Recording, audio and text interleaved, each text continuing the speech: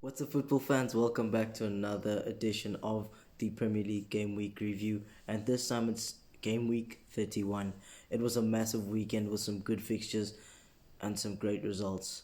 Let's have a look at that.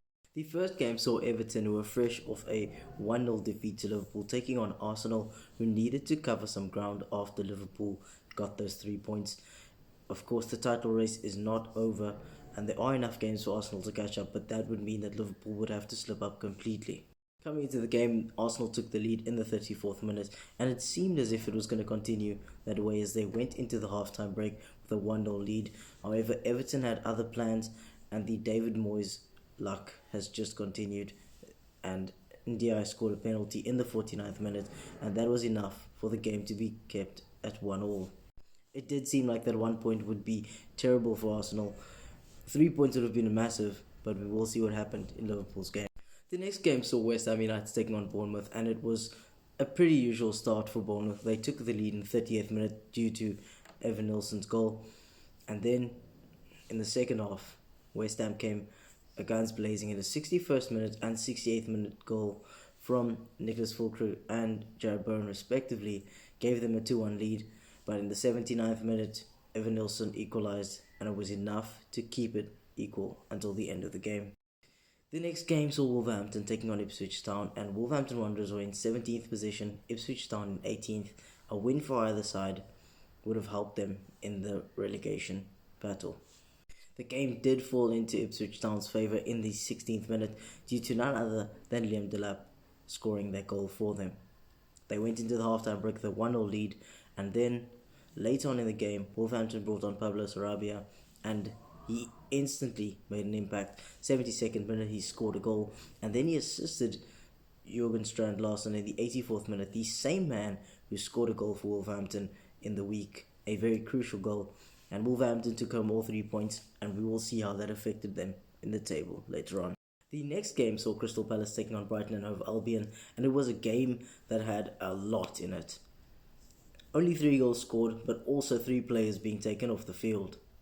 Crystal Palace started off the game in the 3rd minute with a great goal through Jean-Philippe Mateta with an Eze assist, and as the game went on, Danny Welbeck grabbed the equaliser in the 31st minute. At half-time it was 1-1, and the game went on in the 55th minute in second half. Daniel Munoz grabbed a goal, another Eze assist, and as the game went on in the 78th minute, Palace went down to 10 men. In the 90th, they went down to 9 men, and in 90+6, Brighton and Hove Albion went down to 10 themselves.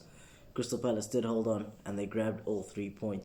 The next game saw Aston Villa taking on Nottingham Forest, and both sides would have wanted the 3 points. And the game started well for Aston Villa. In the 13th minute, Morgan Rogers grabbed a goal, assisted by Yuri Tillemans. And then in the 15th minute, Daniel Marlin grabbed a goal, assisted by Ian Martin, and Villa went into the break with a 2-0 lead. As the second half started, Nottingham Forest grabbed a yellow card from Morato. Marco Asensio didn't get any goal contributions in this game, but he did get a yellow card 2 minutes after that in the 51st.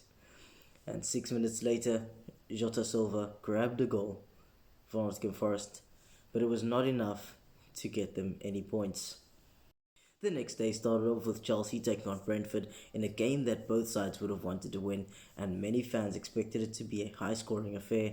However, no goals were scored, but 4 yellow cards were given out in this game. This wasn't the result that Chelsea would have wanted though, because they did know that dropping points could help out their opponents around them, with Man City and Newcastle both eyeing a spot above them. The next game was the one that could make or break Arsenal for this game week, as they would need Liverpool to lose since they had only picked up 1 point against Everton, and fortune favoured them as Liverpool lost their game. The game started with the usual Liverpool way with a 14th minute goal for Alexis McAllister as Liverpool took the lead. Fulham, however, responded with 3 goals, one in the 23rd minute, 32nd minute and 37th minute, and that was enough to go into the half-time break with a 3-1 lead. As the game went on, all Fulham could get besides that were yellow cards, but in the 72nd minute Luis Diaz grabbed the goal, and unfortunately it was not enough for Liverpool to come back into the game, and the game ended with a 3-2 victory for Fulham. The next game saw Tottenham Hotspur, who needed some points, taking on Southampton, who need 2 points to get away from that record that they wouldn't want to have. Currently sitting on 10 points. As I said last week, they are 1 point away from equaling the worst record in a Premier League season of 11 points by Derby County. But at the moment they sit on 10, and if they do continue to lose, they will be the new holders of this record that nobody wants. As the game started, Brennan Johnson grabbed a brace, a 13th minute goal, and then a 42nd minute goal, and that was enough for Spurs to have the lead at 2-0 going into half-time.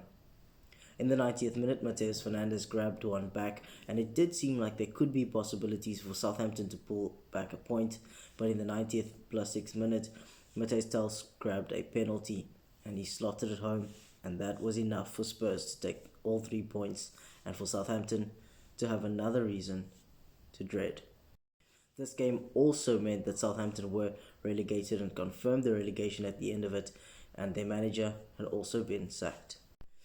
The day was ended with a Manchester United and Manchester City matchup, a Manchester derby that was relatively lackluster, a lot of opportunities for both sides, but none of them could capitalise, and that was just what it would be in Kevin De Bruyne's final Manchester derby. The next game was perfect for Newcastle United as they needed to pick up some points, as this could help them gain on Chelsea and Man City and also give them a better chance of gaining that 4th place. Unfortunately for Leicester City, they have been on a bad run and they are very close to a confirmed relegation, and it was even better for Newcastle United. A very early Jacob Murphy brace in the 2nd minute, he grabbed a goal, and in the 11th minute he completed his brace, led to Newcastle being in quite a bit of control. And in the 34th minute, Harvey Barnes grabbed another, and that was enough to give them a 3-0 lead going into the half-time break. Newcastle continued to attack, and all Leicester City could get from this game were yellow cards, and they weren't really able to fight back.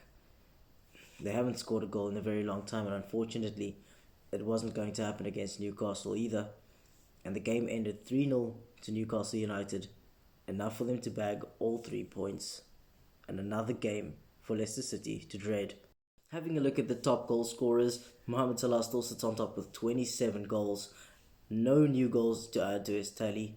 Erling Haaland is the closest to him on 21 goals. Alexander Isak on 20 and Chris Wood on 18.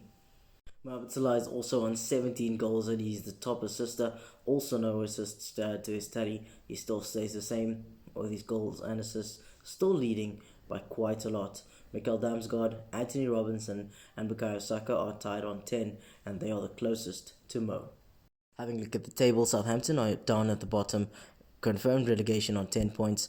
Leicester City are 19th in 17 points. Ipswich Town are 18th place with 20 points. Wolverhampton are 17th with 32 points, opening a 12-point gap over Ipswich Town. West Ham United are 16th with 35 points. Everton tied with them on 15th position. A victory for Spurs put them in 14th place on 37 points. United are 13th on 38 points. 12th placed Brentford on 42. 43 points for Crystal Palace in 11th. 10th placed Bournemouth on 45 points. 47 points for Brighton and Hove Albion in 9th. Fulham in 8th on 48 points.